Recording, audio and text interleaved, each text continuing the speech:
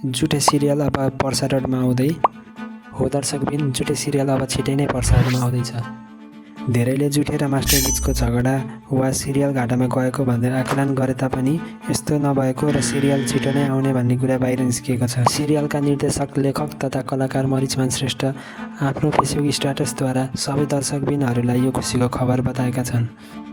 उनी आफ्नो र जिम्मलको फोटो राख्दै लेख्छन्, प्राविधिक कारणले गर्दा रोकिन गएको हजुरहरूको कार्यक्रम छुटे पुनः अबको केही हप्तादेखि आउने भएको छ।